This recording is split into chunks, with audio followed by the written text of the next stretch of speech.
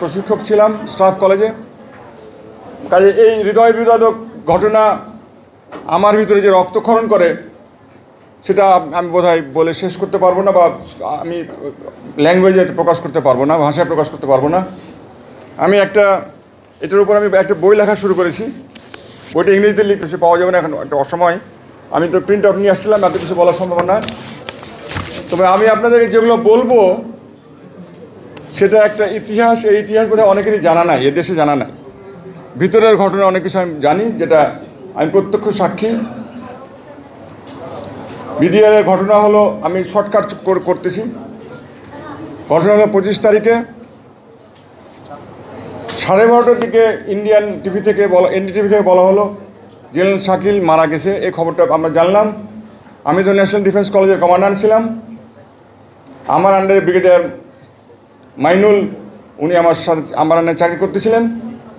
উনি আমাকে সেদিন জানালেন, স্যার আমি বিডিআরে চলে যাচ্ছি ডিজি হয়ে। পরে জানিয়েছেন উনি চলে গেছেন অলরেডি পরের দিন, আমাকে না জানিয়েই। আমি তার বস ছিলাম। যাই হোক, ওখানে গিয়ে উনি ডিজির দায়িত্ব গ্রহণ করলেন। তবে আমি একটু আকারে কিন্তু বুঝতে পারতেছিলাম কিছু একটা হচ্ছে আর কি, আগেই বুঝতে পেরেছিলাম। যাই হোক, আমি কমান্ডে ছিলাম না, বিকজ সেনাপ্রধান আমাদের আর্মিতে যে সিস্টেম হলো সেটা তার জিওসি এবং ব্রিগেড কমান্ডার বা ইউনিট কমান্ডাররা থাকে। যেহেতু আমি ন্যাশনাল ডিফেন্স কলেজ ছিলাম, কমান্ডের বাইরে ছিলাম। পরের দিন আমি জেনারেল মঈনকে ফোন করলাম দুপুরের দিকে, বলে স্যার খবর কি। আমি তখন দ্বিতীয় সেনাবাহিনীতে বলতে গেলে জেনারেল মঈনের পরে আমার দ্বিতীয় স্থান, আমি লেফটেন্যান্ট জেনারেল ছিলাম সময়। আমি পরবর্তী কাজে আমার একটা দায়িত্ব বর্তাই গেল। এই দুর্দিনে আমাকে ওনাকে সাহায্য করা, বা এই দেশকে সাহায্য করা, বা বিডিআরকে সাহায্য করা, বা বাংলাদেশ সেনাবাহিনীকে সাহায্য করা, বা বাংলাদেশ জাতিকে সাহায্য করা। তো উনি বললেন যে হ্যাঁ এই তো অবস্থা চলতেছে। আমাকে উনি জিজ্ঞেস করলেন যে তুমি কি জানো শাকিল বেঁচে আছে কি না। Very funny. আমি কেমন করে জানবো, জানলে আপনি জানবেন। কিন্তু এটা কিন্তু আগের দিন ইন্ডিয়ান টিভিতে অলরেডি বলে দেওয়া হয়েছে যে শাকিল মারা গেছে। আমরা বিভিন্ন রকম খবর পাচ্ছিলাম, বাট আমি সেনাবাহিনী প্রধান থেকে ডাইরেক্ট কথাটা শুনতে চেয়েছিলাম। তো উনি বললেন যে তুমি কি জানো যে জেনারেল শাকিল মারা গেছে কিনা। যাই হোক, তারপরে 25, 26, 27 শুক্রবারের দিন, মোস্ট প্রবল 28 তারিখ কি 27 তারিখ হবে, উনি আমাদের ঢাকা এরিয়ার সমস্ত অফিসারকে ডাকলেন সেনা সদরের পিছনে আমাদের একটা বড় একটা অডিটোরিয়াম আছে। এটা কিন্তু ইতিহাস, আপনারা জেনে নেন। এই ইতিহাস আপনারা কোথাও এখন পর্যন্ত পান নাই, আপনারা জানেন না। আমি একজন সাক্ষী, এখন জীবিত আছি। একদম এটা উঁচু লেভেলের ইতিহাস, উঁচু স্তরের ইতিহাস। কর্নেল হাসিনুর বা জেনারেল হাসান নাসির বা আরও অনেকে অনেক কিছু বলে গেলেন প্র্যাকটিক্যাল লেভেলে। আমি এটা প্রধানমন্ত্রীর সাথে আমাদের তখন 1-to-1 কথাবার্তা হচ্ছে। তো জেনারেল মঈন আসলেন বিকাল ঠিক জুম্মার, আমি নামাজ পড়ে বাসায় আসছি, খেতে বসছি, তখন আমি খবরটা পেলাম যে স্যার সেনাপ্রধান সকল অফিসারের সাথে কথা বলতে চান।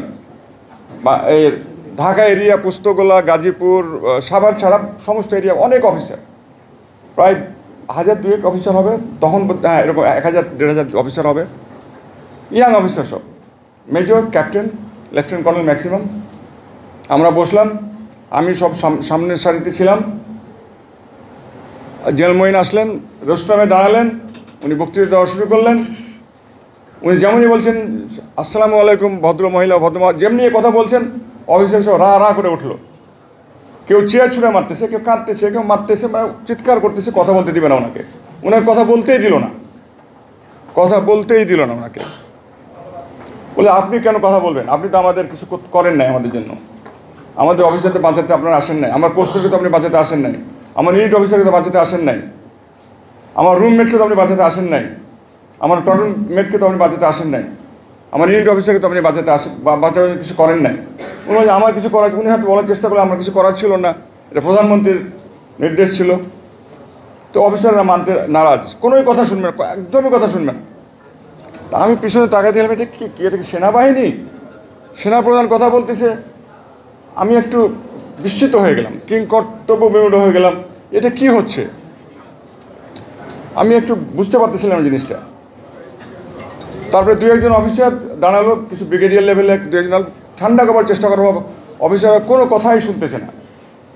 জেনারেল মঈন আমাকে শেষ পর্যন্ত বলে, তুমি একটু মাইকটা নাও, একটু শান্ত করার চেষ্টা করো। আমি মাইকটা নিলাম। প্রথমে আমি অফিসে থেকে একটু রাগান্বিতভাবেই বললাম, বলে তোমরা যদি এরকম শোরগোল করো, কথা বের হয়ে গেল। হয়তো আল্লাহ তাআলা বললো যে দেখো একটা বাহিনী নষ্ট হয়ে গেছে, বিডিআর শেষ হয়ে গেছে, শত্রু কিন্তু অপেক্ষা করতেছে যে পরবর্তী বাহিনী যেটা হলো আর্মি, সেনাবাহিনী, তারা ঢুকবে এবং সেনাবাহিনীতে পুরোপুরি ধ্বংস করে দিতে পারে, বাংলাদেশ খতম হয়ে যাবে। আমি ঠিক এই কথা বলছিলাম, আমি যতটুকু মনে কথাকে আমি হাজির নাজির করে বলছি, আমি এই কথা বলেছিলাম, দেখো একটা বাহিনী নষ্ট হয়ে গেছে, তোমরা যদি আমাদের কথা না শুনো, শান্ত না হও, শৃঙ্খলা ফিরিয়ে না আনো, তাহলে কিন্তু আরেকটা বাহিনীতে তারা ঢুকে যাবে, আর্মিকে শেষ করে দিবে। এটা আমি কেন বলেছিলাম,